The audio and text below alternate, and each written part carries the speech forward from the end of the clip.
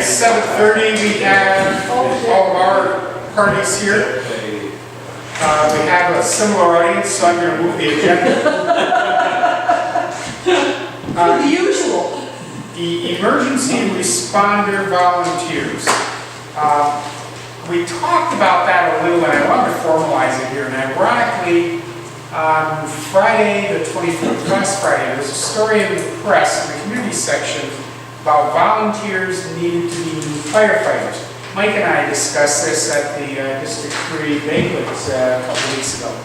And there's a real concern with having enough volunteers to man our volunteer ambulance, volunteer fire departments. For us in the town of Plattsburgh, one of the stakes that would go through my heart is if we had to have a paid fire department. The volunteers are just incredibly valuable in what they do. And, I mean, I've had the opportunity to be out there a few times, not that it was a blessing, but it certainly was a learning experience. And it goes way beyond putting a fire out, what they do in the community. I mean, you know it, I'm preaching to the choir, I'm not going to preach. All I want to say is, I would like to, and I spoke with our insurance carriers, and we spoke with a couple of fire chiefs, we're all excited about this. I'd like to draft a resolution whereby we would provide for a certified volunteer, not the guy that hangs around the cooler and helps out during the Cato field day, a certified volunteer firefighter, ambulance service, EMT driver, who's a full-time employee of the town of Plattsburgh, to provide for them an extra 5 days a year of leave time that would enable them to meet some of their quotas. To the best of my knowledge, they have to make at least 30% of the calls or they're off. And I was with Greg Burnell in District 3 at the fire at the Valley Inn. They called me in about 5 a.m. And Greg had been there. Greg, as you know, works in the highway department. Greg had been there from about 2 o'clock in the morning. And it was about 5 I got there. And we looked at some things beyond the fire that were of concern. And you're probably aware the whole hotel got shut down for a variety of code violations. And some of the residents who stayed there had to be moved out. I went back at about 9 o'clock in the morning and did another tour of the facility with Eric Day from Emergency Services and Greg and a couple other people. And we really identified a number of not just violations, but situations that were truly unsafe. And I know Greg was there until a little later after that, and then at one point he made a comment to me. He said, well, I'm going to have to get back, because I've got to get changed and showered and try to get some work time in. And I said something to Jim about that the next day. I said, I never thought about it. How do we manage when a volunteer gets called out and they go? And granted, there are some days, we just paint the other side a little bit, there are some days when rather than spread asphalt, and there's a grass fire, walking out there with my, pack on and shooting a little water might be a little better duty. That has nothing to do with this. Greg had been, I told Jim, I'm not sure I want him at work. This guy's got to be fried. Serving the public. And they have to keep their job. And part of the problem, as we discussed this with some of the chiefs, is some of the young people just can't get the time. They're not allowed. And if they don't get the number of runs, I think it's roughly 30%, right? They're off. And if they're off and we don't have volunteers, we got a problem. In fact, I spoke with Jack Maniac from Cool Insuring. He shared some similar problems in the southern part of the state. He said, boy, you get a resolution like that going, share it. Other municipalities need to look at that as a way to support their volunteers. So, can I ask a question?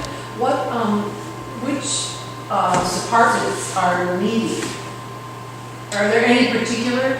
That's the other thing I'm hearing from chiefs is we're okay we seem to be meeting our quota, we seem to be bringing new people in. Some move about, they were in District 3 now, you know, they're Morrisville, so they joined Morrisville. It's not dire here. But still, in the future, Yeah, and, you know, and beyond that, I think, I mean, the 5 days isn't to scratch the surface, I think, in an entire year, but it demonstrates the town values what you choose to do. And I would propose we add that on an annual basis, after review, after we certify that year, they're still a volunteer, because things change. And, you know, if they don't use it, they roll it. But, you know, if it's a situation where they went out and it's a couple hours, they get back to work, I think they'll come back to work. I mean, these are also volunteers who their character is, you know, very positive as well. They're not just going to be assistants. So, anyway, I put on the agenda to get support for that or discuss it or whatever you want to do. Just as a suggestion, because it's the first time when you're starting or whatever, maybe start with the idea of three days rather than 5 days. I mean, you can move up, okay? But if you start with 5, you're going to have a hell of a time getting back to 3. Right now we have 0, so I just arbitrarily So I'd say grab 5. start with 3 and see how that I think works. there's only 3 people at the town that this would involve. Well, I have 2 chiefs in my department, Yep. plus Art. I don't know of any other volunteers. I think I this, don't know. It's a small group. I think this is an opportunity for us to share the model with other folks. When there is a natural disaster, our fire departments are asked to do more and more to assist. And I think through role modeling this, we can encourage other municipalities and other agencies to, you know, take a similar approach. Yeah, I certainly would. But I In agree fact, with Marty on the 3. we had a request from Jim, maybe you should tell the story, at the time they had the rollover on 374, and they needed help. I think it was the state that asked you for help? State police asked us for help. The state police? They called the state highway department because it was their road and they said they couldn't help. They had asked me first, I said, you should call the state, it's their road. They called me back and said they said they wouldn't help us. I said, what do you need? And it just happened that I have 2 fire chiefs in my department. Bruce Barber and Van Warren, of course, right now. And those were the 2 that were left in the shop, so it was perfect to send them down there. They needed a front end loader, they needed sand. And they needed it quick because of the oil spill. I get a call from a state trooper who was actually a sergeant, and he commended. In fact, he was supposed to write a letter. I don't recall getting it yet. He commended how well they took control of the scene. And I said, you know, they're chiefs. They know what to do. And you're right, Mike. It isn't just a fire. It's a natural disaster. It's an accident. I just, again, I saw what that young man was doing, and, you know, we can't just let him go anytime the siren goes. It just seems appropriate to acknowledge it as something. Marty has suggested 3 over 5. Does this entail any other areas besides the fire department? I would recommend fire and ambulance, because we have a volunteer ambulance crew as well. Not all volunteer, but we do have some. EMTs. Well, you guys what? Well, I just weren't included ambulance. People with ambulance. I would say ambulance. So we're just fire. talking to the town about their employees. Yep. I don't know if we have any ambulance folks at all in the town. At the moment, I can't think of it. But I think if we're going to put forth a policy though, They have volunteer ambulance people in Washington. No, I mean, And there's some who work for the town. currently. Any- Oh, I shoot. I don't think we have it. Well, you still might want to write it in. If you Oh, like. yeah, absolutely. I could have one next year. Mike? No, I was just going to say, let's write it in, like Marty was saying, so it's there. I could generalize it as an emergency responders, certified emergency responders such as ambulance, fire. Can review it, can always amend it. The number of days, This would be a volunteer list. a certified volunteer responder, because there's a difference there as well. Yeah. And the certified responders have to go through a serious number of hours of training and testing. It's a commitment. I think I'm generally, the consensus is do it. The discussion is, I propose 5, Marty suggested 3. You want to go with 3? I think Wallace Hill got over 400 calls, just to give you an idea. So those guys are gonna have to pick and choose which calls they're gonna go to. Oh, yeah. Yeah. But again, I don't think, 400 some calls is a lot. with the guys you've got right now, I don't think that would present a problem. Because like I said, these are also upstanding citizens of the community. They're not taking advantage. Then, I guess what I was thinking is, I know you're talking 3 days, we did 5, but 5 days at 400 some calls, 5 days isn't all. Isn't it? No. I mean, if you wanted to let them go every single time, no, I wouldn't really want to do that. I made the recommendation that I made because I was thinking of this resolution as being a model that we're trying to encourage some outside corporations to think of this. And so you want to put it out for them at a level where they're willing to bite. Whereas if you make it, if you start at too high a level, you know, somebody's going to look to the CFO and say, well, what's the cost, you know, impact of that and whatever. And next thing you know, it's like, no, We'd be able to take part days, I'm assuming, because if they're at work, say, and we're in the shop and there's a fire, then it'll all happen that night, because they're gonna need the day off, or next day off. Yep. So we'll have to punch out, punch back in, we'll keep track of up to 5 days. Yep. Okay. Well, to make it 3 easy, days, sorry. to make it easier to manage, I would just add that to their total time. So we don't have to isolate it as why you were gone. Leave time, personal time, something that doesn't have to be isolated to know how many volunteer days did they use. We're just giving them the extra days. Because right now, these guys are using their own time. Or they got their work permission. And you're right, I think it was 400, they said, calls that year. 400. 400. Just so I'm clear, 400 calls in Wallace Hill for what? District 3, fire. All different Access kinds of calls, some of them are just automatic alarms. Home down. District 3 gets a tremendous number of ambulance calls because they get all the automobile accidents right around 87, right around, Route 3 and 87. They get all those ambulance calls. They're having a hard time How to can you get all fulfill the the 30%. Also because of the automatic mutual aids. They're having a hard time.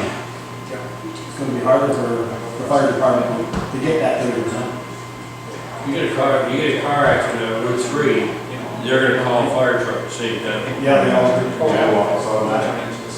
But it's again, it's just acknowledging them and, we're not gonna solve the problem by any means. So I think it's a little recognition and a little respect for what they do. So, Marty suggested a 3. I haven't heard any response back on that. Everybody good with 3? I think it's a good idea, and I think it would be good to make sure that we, have Dan or somebody get this out so that we can encourage employers and other corporations to. Yeah. And that really will be a part of it to encourage others. Now, I've had, again, in our conversation with chiefs, there are some employers who say, go.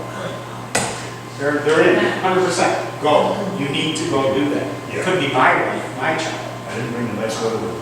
But there are others that they just can't. You can't control that. Okay, I will begin to work with some language on that.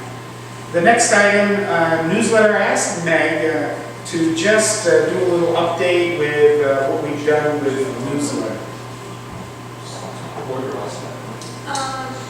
Just we sent out a notice to the department heads and then gave them a good deadline. And hoping to have it all put together and out by June. Thank you. Changing the theme a little bit this year, a little different focus maybe. I try to have some good numbers and statistics and bars and graphs and stuff. A little more informational than cheerleading. No fluff, or very little. Okay, thank you, Meg. Meg's the whip on that. Travel policy. Our finance manager has reviewed the existing travel policy which we realized today you probably didn't have a copy of it, so we made one for you. Is this it? The current policies coming your way. What was this draft?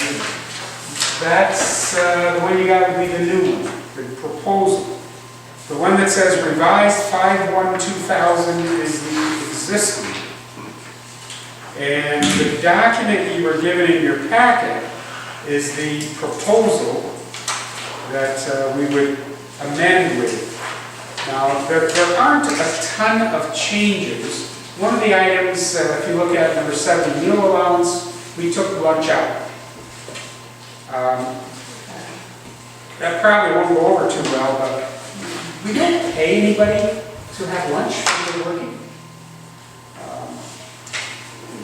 We didn't really see the sense of that. With a lot of the programs they attend, there's a lunch included. If there isn't, That's totally allowed? you can have, sure.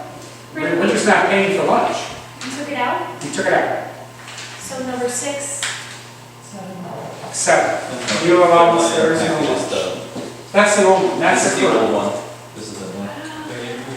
So one the that's- old ones, they compare it. The one that says draft, well, the one that says draft is the proposal, and the one that on the top has the revised last time 2000 is the current. So you get a bigger breakfast thing. Well, And if you eat a brunch, you can. Well, in a similar fashion, though, I think it's kind of silly to have, you leave an hour earlier, get an additional $5 for breakfast that day. And just I think we should be keeping our per diems as simple as possible. Anyway, Speaking of the They new toast one, at home. How hard is that? looking at the, it was also noted in there in 2 different spots, in one section it referenced the finance office, and another section referenced the accounting department. We're going to make sure we're consistent with the accounting department. So really what you need to do at this point is look at the draft that we would hope to revise this year, compare that to the current travel guidelines, and make some notes, and we can talk about that more at the next work session. has it changed then with the exact odometer readings from employees? I don't know what you're referencing. Mileage rates, number 8.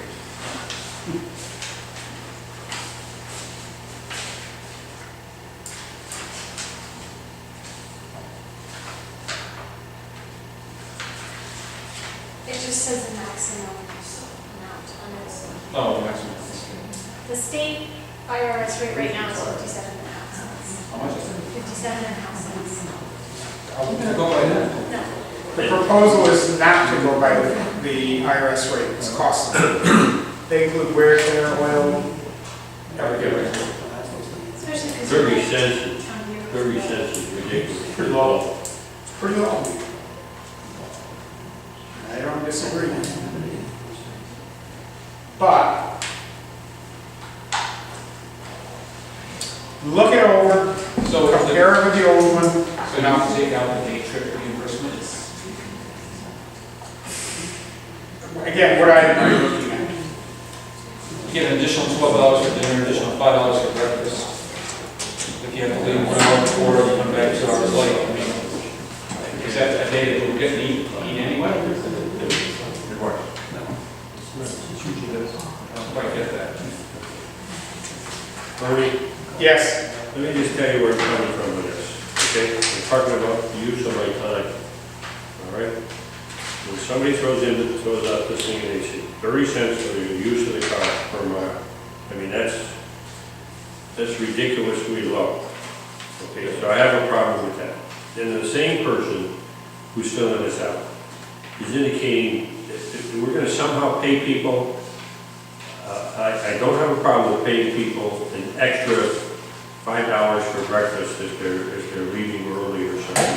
But to pay somebody $12 for dinner because they're gonna get home at 6 o'clock, and they're gonna be home and have dinner at home, and they're gonna get paid $12, that makes absolutely no sense to me at all. Why are we agreeing to do this?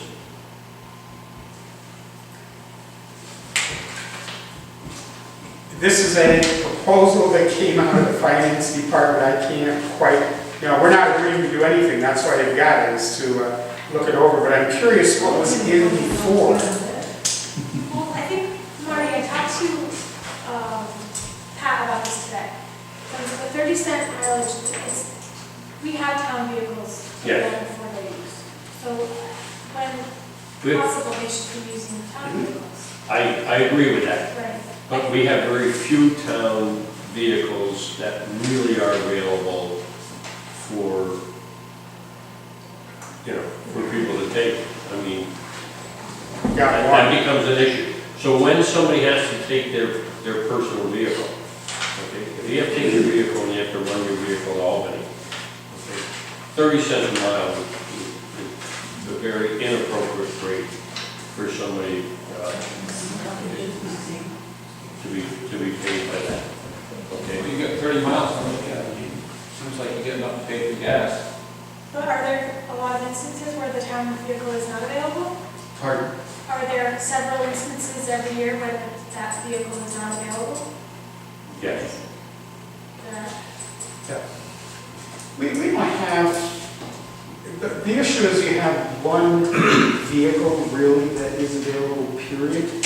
So if one person is using it for a day meeting in the city, if they're using it because they went to a meeting in Albany, that vehicle's gone. Generally, most people will jump in their own car and do the little day trip, whatever they have to do. It's not too often we get two conference workshops that are away for the day at the same time. So is this going to be on the agenda to pass next week? We haven't had the conversation yet, you just got it. What I said is, review the new one, then check against the old one, and we'll put it on the, We'll put it on the agenda for the next work session. I mean, I took a couple notes, I can't respond even, the adjustments for lunches, day trip reimbursement isn't even on the old one, I'm not sure what that's about. The out of state gets a little unique because we might think of going to Georgia or something, I don't think anybody's ever done. But out of state, remember, is Vermont, which is an easy day trip. For town business? What's it, number one, the county legislature, the efficiency term? Yeah, Did you say Vermont counts as? Vermont would be out of state. Well, the county actually, they passed a resolution where Vermont actually counts as in-state travel because it was happening so frequently. So I wonder if we could do the same thing. I can only think of 2 times in 10 years anybody's gone to Vermont for anything. Oh. So again, for us, it's not a big deal. I will say We have a this. small workforce. It does say you get this piece if you go over 35 miles away. I want some other place where you don't go 35 miles away to go to Burlington or some big city. If you go to Westport, it's over 35. If you go to Malone, it's over 35. But if you go to Vermont, you go to Burlington, it's not.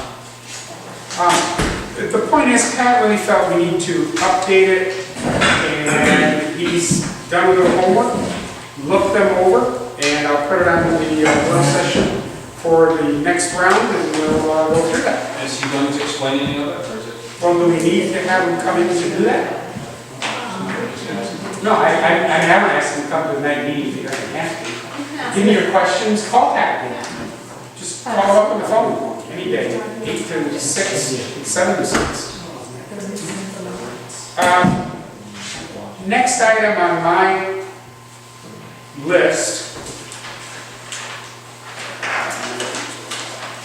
would be, Pat also benched it against the State Comptroller's Travel Manual, which might be some of the why. There's an edition, you can find it online. The latest that we used anyway was 12/22/14. Cybersecurity. Deborah gave you a copy of the NYMER Our Policy publication, I believe. And just wanted to again note that that's their cover story. I had a meeting with Kevin Crawford and Brian Custer, the president and CEO of NYMER. And I'll tell you why in a second. And the very first thing we found ourselves talking about was cybersecurity.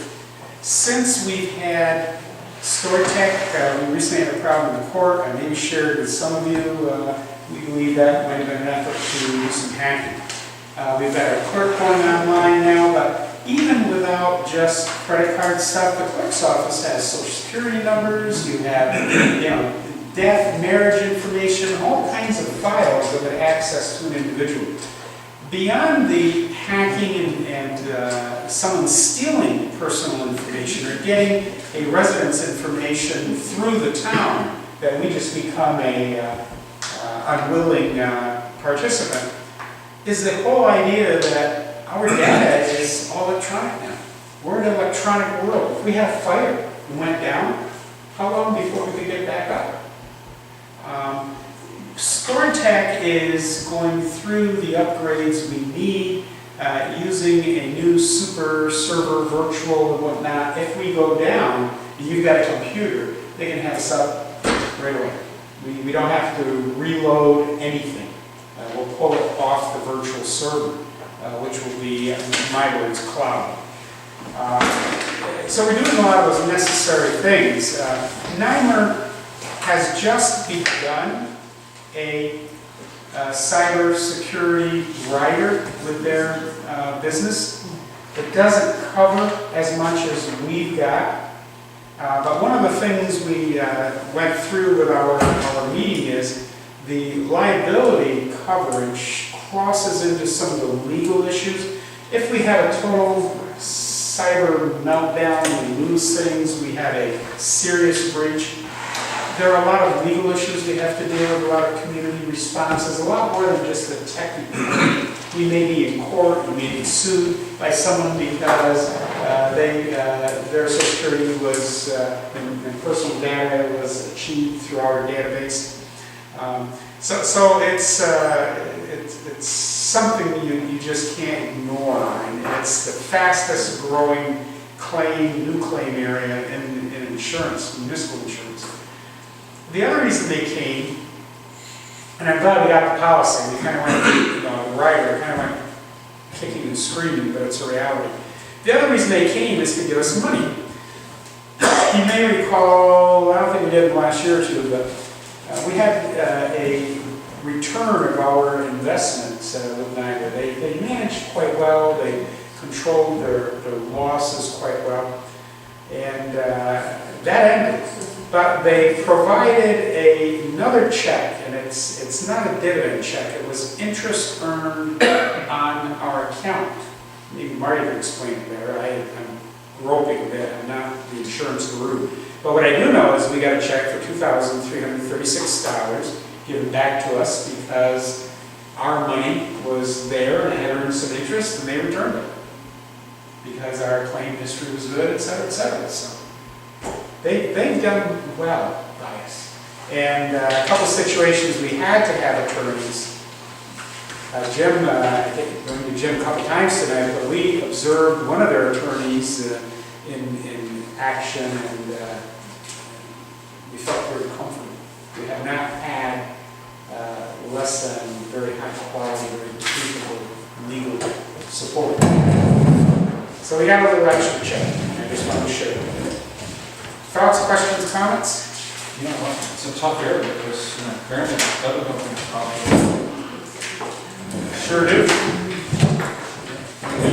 That's why she has her own email. You get your stuff fixed? I have it, but I'm not on, yeah, I can get it. Well, I think I. Last week you were getting mail Monday. Today I had some of your town of Plattsburgh mail packet. I know because my other. You're my dependently. computer isn't, I don't know why I'm taking off my whole. You're consistently in and consistently out, so it's consistent. Okay, I've been consistent. The item I just gave you, Mel brought to us late today, but we put it on. I haven't even read this, so I can maybe respond to questions, but I haven't read it. She's requesting, as we keep up the tennis courts, that we do a resurfacing the South Plattsburgh courts, which is in her budget. She got 2 quotes. She attempted to get more than 2 quotes. I believe she is also recommending the lowest bidder, Vermont Recreational. And I think we've used them before, if my memory serves me right. Tennis is, I mean, we could probably go back and forth, no pun intended, on the whole topic if we wanted. But if you lose them, they're gone. And there are still people playing tennis. It could become vogue next year, you never know. And finding pickleball on those tennis courts is extremely desirable. So give that some thought, read it over. Unless 3 or more of you indicate you have no interest in even seeing this, I'll go ahead and draft a resolution. Ricky, I didn't get it on there. I thought about that even after the last draft of this agenda today. And you and I have talked a couple times. What's the, where are we at with the clerk and credit cards for payments? I haven't received the stuff back from the bank or the credit card company or the machine to process stuff yet. The bank was in charge for in contact with the credit card company, and they had a couple of questions that they wanted to answer. The lady there, the credit card company went back and forth with the bank, and I guess the bank was satisfied with what they're going to do. So I've signed all the other papers and ordered the machine, but I haven't got it. I'd say a value pay a call tomorrow and I guess. what they tell you? But they're working on it. That's their answer? Yep. Okay. Tomorrow, why don't you give them a call again? Tell them we have a board meeting. The supervisor wanted to know what you're doing, so he asked you to call again. And he doesn't want to hear the word. You don't want to hear we're working. It is a busy time, and that is such a convenient service for especially businesses. Anything else with that topic, Rick? Okay. Everything's in place. Next, we have the minutes. Please look those over. If you can, let us know if you see something before Friday. We would appreciate it. Next, you had a resolution that I had numbered so we could get our local waterfront revitalization project going forward. The committee did meet. We did send, the planning department did send the REI out to Saratoga Associates, River Street Planning Development, the Burge Group, Shays & Companies, and Elan 3 Consulting. And they received only 2 responses. And I think there are reasons for that. It's not a lot of money, it's an REI, it's a very scripted program. And, I don't know, maybe people are busy. They got 2. They put together a credible committee. They went through and scored the submittals, the REIs, and you have a draft to approve the consulting firm that had the highest score and actually did quite well. And I think either firm would do very well for us, but at 4:07 today, we got an email from the Department of State. And the Department of State reminded Trevor, in fact, it began with this afternoon, an email from the Department of State saying, so where are you at with the development of your LWRP? Remember, that's been sitting for a month. And it was shared back that we had the committee and so on and so forth. And then the last comment back from the Department of State was, now remember, the Department of State, first, and I'm reading a piece of the email, is to be provided copies of the REI responses, review criteria, and scores. And the town must obtain DOS approval prior to making a decision on the consultant selection. Is this going to be on everything?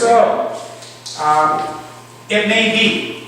This particular individual of the Department of State is good. He's a fine person, but you will do it exactly as it is supposed to be done. And that's not all that. This is a very scripted program, and we all know there have been problems in some communities, right? So they want to see that the submittals actually were from credible consultants, that the process we used for rating them was credible, and they'll let us know that, and then we'll be approved to go forward. almost anything we do with this grant is very controlled. So we don't want to act on that today. You know, the bad news was that came late, but as I told Charlie, the good news is it came before we took a vote, because that would have been a little harder for me to explain. Now, another piece that goes with that. Is that something that is for all these things ahead of time, or is that just part of this process? In the packet of how to do this grant, I'm sure it was there. Absolutely wasn't. That's why you hire a consultant in firms that have done these things a few times. Yeah, that's why that state wastes a lot of money. It's very, very difficult to go through some of these things. But we sent it out, Trevor sent it out to them before he left today. And it wouldn't surprise me if before the end of the week we get a response and we'll maybe have the resolution back on Monday. Now, there's some more good news that goes with that, though. Clinton County received a rather large grant in 2012. I think it might have been in the neighborhood of a couple $100,000. That grant was targeting a number of projects, a couple that were in Champlain, maybe Shazy, I just don't have notes on that. We began, if you remember, we did a local waterfront revitalization summit maybe last year, prior to our getting our grant, and we brought together the community and various municipalities and movers and shakers in that particular area. We had talked with them about the Lapeer Lane project in Morrisonville, and we were told at that time that's a good project. It fits in the Cernak River Trail, it fits in the bigger, mission of what we're trying to do in the county. And if we have any money left, you ought to submit that. Maybe we could free up some of those funds. And these funds are, grant funds. They're not matching, etc. We think it'll be as much fun to manage the grant, but so we learned today that we're also going to get another $15,000 from Department of State through the county, and we appreciate our friends in the county for working with us. Melissa McManus, I think you all know, that really is her forte. We work with Melissa as well. So we're going to get $15,000 to work on a Lapeer Lane project. And what we're hoping is we'll be able to fold that into the work that the consultant will be doing for us with our grant project, and also coordinate it with that as well. So this doesn't have to do with setting it up or getting the area ready, it's just a study? I don't know because it hasn't been written yet, Tom, but yes, the expectation is this will be the preliminary work, and the next step will be to actually do the physical construction, whatever you want to do. I mean, there are just a number of hoops and issues and assurances and tests. And start fixing it up ourselves. And get fined, big time. You can't play along the river. You can't move rocks without permission. Meg, do you know a little more about that? Yeah. Please fill in. My take, because I did sit on the committee, was that it's a kind of implementation, feasibility study. So we're going to see how feasible this plan actually is. And I don't know, do you want me to go over like why we need this? Or anything you have that would educate folks. My take from it, the decision that it was to go with LaBerge is, LaBerge actually partnered with Elon. Is that the group? Another like landscaping architectural firm, and Chase & Company's partnered with an advertising firm, and we just didn't see the need to create more marketing and more logos and another brand. We're trying to brand the town of Plattsburgh and the Adirondack Coast, and that was really the big difference. Now, There was a lot more substance to the LaBerge. you're back on our local waterfront revitalization grant. I was talking about the $15,000 new Oh, I'm grant sorry, I that don't we're know anything getting about that. from the county. So you're up to par with me on that. That's what we got. But it will plug into, and the timing is perfect because it can plug into this feasibility study. Because it's another part of our work on the Cernak River Trail, etc. So long as all, So that's all we're we're not doing. doing studies and we're actually accomplishing something. Well, the sad thing is, and I learned that a number of years ago, Tom, if you don't have a strong master plan, if you don't have preliminary work designs, you haven't done wetland studies and soil borings and all that, stuff, you don't have a credible project that anybody's going to fund. So you gotta go plan through isn't good enough. Well, it needs to be redone. I mean, the comprehensive land plan justifies what we would propose to do with the local waterfront revitalization plan, what the community wants.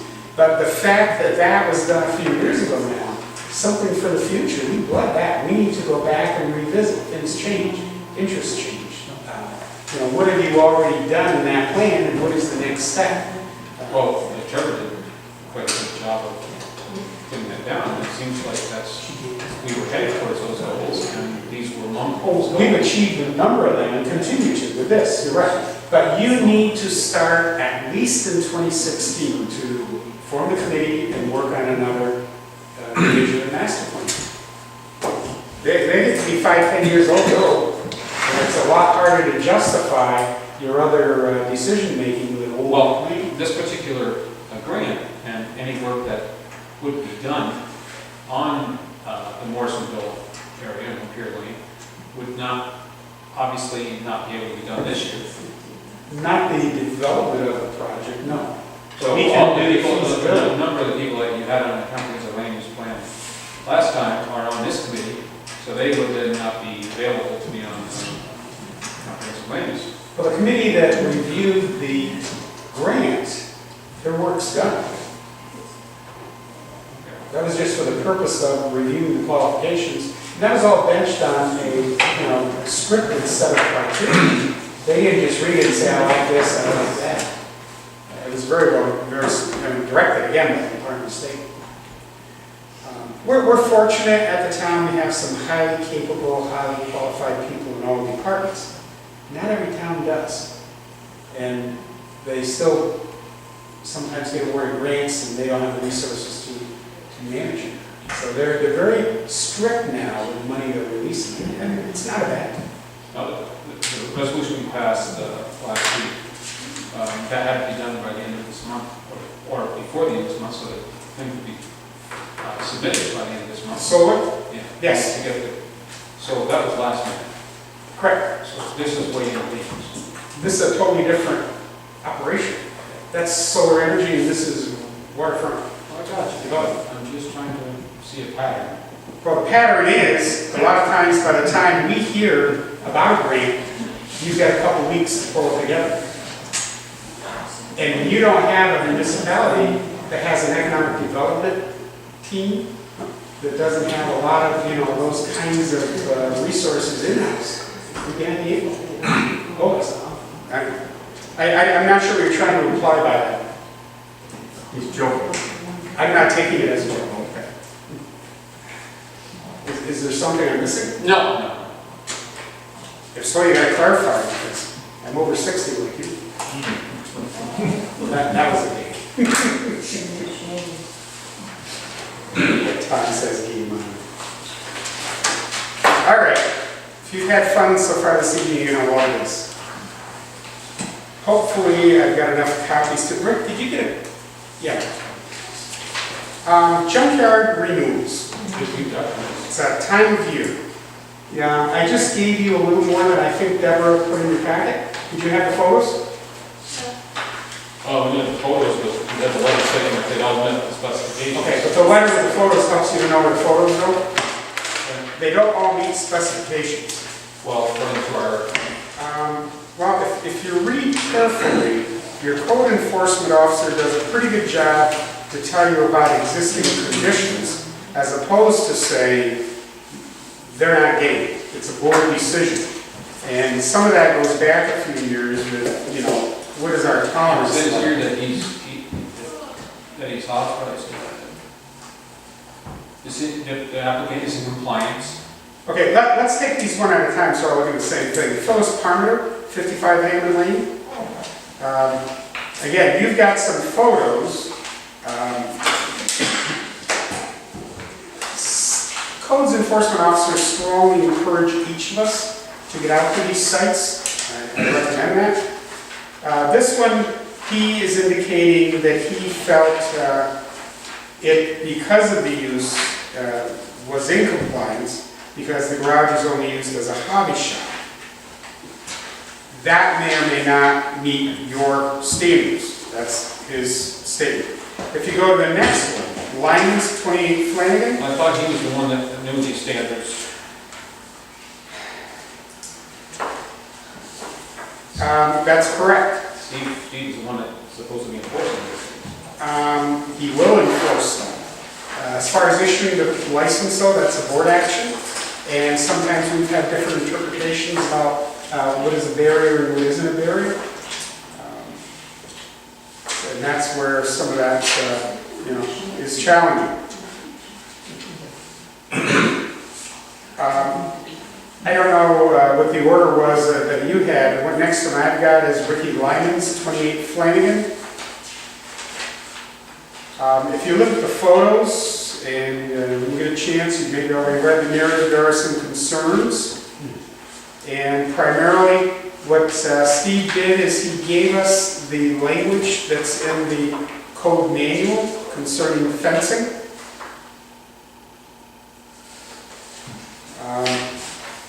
Some things have changed there. He's moved to a different location. And I will share there have been some complaints with other property owners on the street. Might be good to get down there and take a look at it. Okay, I didn't get these. I got the letter from Steve saying they were in compliance, that's all. The next one is the Ed Champagne 225 Ruger. This is a little unique. He feels it's in compliance with codes, but if you look at the next Champagne one, which is 271 Ruger, and the maps with that, the section that is, and please note, this is an old aerial 2009. There are vehicles there that are no longer there, but there's fill that's been dropped in there that wasn't there in 2014. We've discovered, Steve's discovered, there are actually two properties, and we need to get some clarity because the compliance, if it's with the portion of the junkyard that's closest to Ruger, that lot doesn't seem to be an issue. But is this supposed to include the second lot? And again, if you see the photos, you'll see how those are marked out. We need to get some clarity. We haven't been able to at this point. Ricky, about 4 times today, was heading for your office to see if there's anywhere in a permit where it identifies the lot that the permit is being issued to. Yeah. Okay, so we need to see with Ed which one or both. And I'm not, again, keep in mind these pictures, the vehicles are not there now. I'm not implying that if the permit is requested for both lots, there's a problem. We simply have to have it clarified which lot. Because we've been kind of blanket approving this at 271 Ruger, but 271 Ruger is the address for the buildings off Ruger Street. That's a separate lot, as you can see from the big contract. So that's the issue there. Rick, if you can follow up with that and let me know, I can have that clarified for the next meeting. He came over, we had a discussion today, and he took a copy of the application that was sent out with all of these Yeah. things. And what it did, it listed your location. But not the lot number. Right. That's the problem. Yep. So we're going to have to, we've got to figure out how to approach that. And in his case, because there's 2 lots with a junkyard, we really should cite both lots. But going forward in the application, we should have a tax parcel number of the property that's being requested for a permit, not a street address. But he's already paid this. He's already paid the fee this year, right? Yep. And that doesn't mean the fee would change. We just aren't sure which lot he's requesting. And if he isn't requesting both of them, there's a problem, because there is a junkyard on the back. So we need a letter from him stating this once he's. Yeah, that would be very helpful. That would do it. We just can't let it, I mean, we didn't pick up on that in the past. Now we know there's 2 lots there, we just need to clarify. And the other one, it would be good to go down there, especially the other one at the end of Flanagan. That one I think needs a site visit. Again, in the meantime, feel free to give Steve a call. That's the one that had fence, wasn't it? You know, he moved. His first spot was closer toward Ruger, and then he moved back into the end of that street before it turns off to the left. Oh, so now The one he had before, he had a fence around. This is, and there are there's a lot of He junk. was at 24. Now he's He's at 20. 20, just moved down the road. That's why it's a work session. I don't have anything else. We have some people. Things are going on. Nobody signed to bring anything up, and at the point we started, we had the same 2 people we had in front of us. You'd like this? You're not talking, are you, Pat? Me, I'm not talking. He's the commissioner here, so. That's not going to Well, listen, you know, when he comes in, He's already told me it's concerned. Don't you have a speech, Art? I'm just waiting for the gas to come. It's coming. I know. Thank you for letting us use the space again, though. Oh, and the thing most of you would have missed is really brand new this afternoon. Public Service Commission has settled an issue with NYSEG. They were going on tariff with a number of lines that they were serving customers. And they've created a fund that will be isolated for rebates for people who tap into the gas line. And on top of the existing NYSERDA, on top of the existing NYSEG rebates, this is a new one, which could be up to $800 for furnace and whatnot. And anybody who's getting heat, they get another $500 on top of that. And they're going to have an identified liaison person who is an actual human being you can call and talk to, and they'll help you with the applications and stuff. It's almost $2 million. So that's a real, somebody that was, you're pretty tuned in. I don't need to put you on the spot, but I am, I guess. Could you give a ballpark number on someone who wanted to buy a gas furnace, just the unit, not plumbing it in, nothing else, the furnace? About $3,000. That was off quite a bit. I thought maybe $1,000. No. I wasn't gonna hop when he was gonna. If you're going to the monitor heater type, with kerosene, Those are- over 1,200-1,300 for one of those. I've already But a real got an estimate on mine already. It's gonna use the existing boiler and convert it all over to natural gas, and for everything, for the meter, the manifolds, everything, $2,700. That's without the boiler. No, that's my boiler. That's using the boiler we got, yeah, that's not a new If I boiler. had to buy a new boiler, I mean, You got it. $6, $7, because we're doing a new one, it could be 7 to 10. So with this new $800 rebate, and see if you can get some more from the other rebates, Probably put a new furnace in. put a big net What in. happens, though, a lot of times with older furnaces, you go to conversion, gas produces a lot of moisture when you burn. We get sulfuric acid too. And they're not high efficiency And either. it's not high efficiency, eats the inside of the boilers out. So for what you spend for a conversion kit, it's that much. You put another $3,000 on top of it or less, you've got a whole complete I system. get on rebate, and he's already given my estimate. I got the first one on his list. How's your boiler? 10 years old. Yeah. Anything over 15, they're not gonna deal with it. Well, he already looked at it, he said it can go, no problem. Now's the time, really. This money will be there until it's gone, and when it's gone, there won't be any more problems like that. Can't talk about the future, but, so that was pretty exciting, and someone to work with us to help me navigate the system. Art, the other thing we talked about before you came in, we had talked about it at the District 3 banquet, is town board's very favorable in doing a resolution to provide some extra time for the certified volunteers who work at the town Any thoughts about that as a chief? I'm in favor of it, you know, not that they're going on every call, but when you get a large structure fire, or they've already counted out 2 or 3 times for people, if they can get away, it's handy, yeah. But certain criteria, depending on the organization, if they allow them to leave or not, is, How many calls do you, ballpark, do you know, you had in 2014? no, we got 190. 190. District 3 has a few more because they're coming from Morrisonville right now. 400. You know, but in that response, they lose 150 of those calls wouldn't be there. Yeah. So, and we don't go for every call, you know, if there's a death in the system or a major fire, yeah, that's when the chiefs will leave. Trash can fire, motor vehicle accident, anytime there's a major injury or death, we will show up.